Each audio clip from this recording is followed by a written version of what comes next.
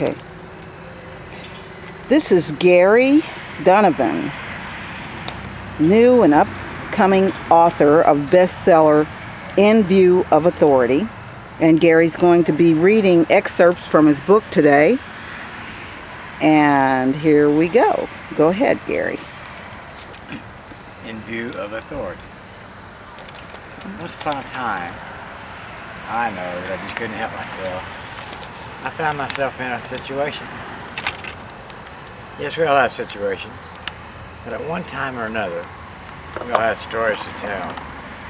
Nevertheless, I feel this particular situational story may be of interest to someone.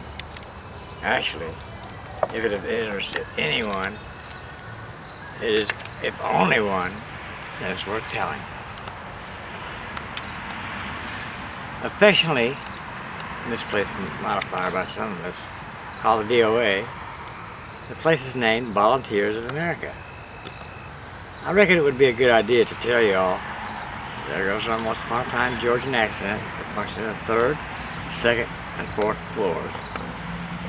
Why is he so out of order? You're probably wondering. Let's see, he's starting at the 3rd floor, and went down to the 2nd floor, before heading up to the 4th.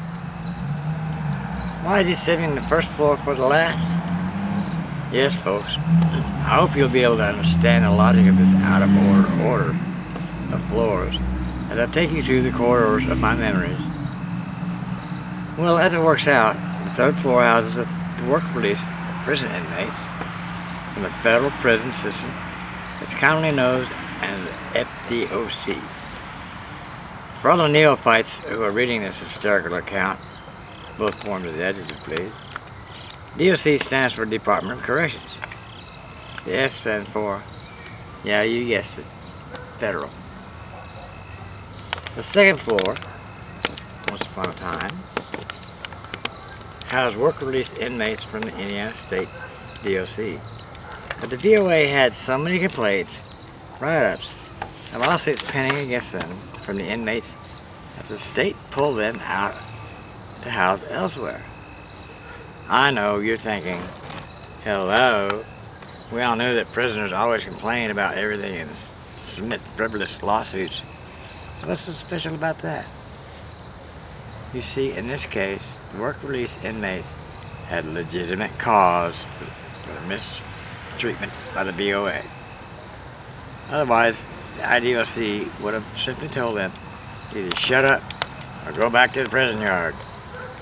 I personally am not privy to any facts, only rumor. For me, to repeat rumor would be only be a perpetuation of such.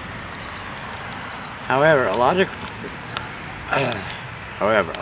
conclusion would be to surmise that the VOA's double trouble extra duty. I'll explain that preceding phrase on a double only later. Must have traveled down a few side streets or going the wrong way down a one-way street of legality. That may sound doubly troublesome, but there you have it. I have inside information, easy to acquire since I live on the inside, that the VOA is in the process of renovating the 2nd floor and the method of treatment of the inmates in order to entice the IDOC back to the bankroll. The entire floor empty of revenue-producing bodies, depleting the profits of this non-profit organization, the VOA is more than willing to spend some extra money in hopes of bringing the state inmates back to the coffers. Don't worry, I'm not through with the inmates. I'll be filling y'all in on some juicy tidbits about them later on in this hysterically hysterical account. Next, we take the elevator, at your own risk, to the 4th floor. The 4th floor functions as a cafeteria, which makes sense since that's where the kitchen is located, if it can be honored with such a distinguished title. Nothing is actually cooked or prepared in this kitchen, only served from industrial-sized pans that have been brought from another kitchen. I don't know where it is, but someone must know. Obviously, the foodstuffs can't find their way to the VOA by themselves. By the time these pans full of various foods, that is not quite edibles, can be graced with such an exalted label, arrive at the serving window of the kitchen, the gelatinous, fibrous mass is no longer hot, except of course for the jello and the salad. Is that a mixed metaphor? Well, so is the food. I recall a disturbing memory from a day during my first week of residency when a fellow vet asked me, "What's for lunch?" Not knowing, I checked the menu posted in the cafeteria. I didn't have to go far, as it's just on the other side of the door, where only enter-exit door. "Not too bad," I told him. "Ham and cheese sandwiches with chips and cookies." He laughed and said, "Yeah, if you want to call that greasy sodium patty, that would disgrace a slice of bologna. Ham, and that dried out slice of processed whey that even a mouse wouldn't eat. Cheese, and those thin pieces of crust. Is that mold? Bread. They are indeed serving ham and cheese sandwiches." I thought, oh, it can't be that bad, can it? Well, you guessed it. I no longer eat lunch, served in a breathtaking, as a nauseating, cafeteria of the OA. Therefore, I thought I would try eating breakfast, since it's free, and would carry me over to dinner. Not that I have ever been much of a breakfast man. Wrong answer.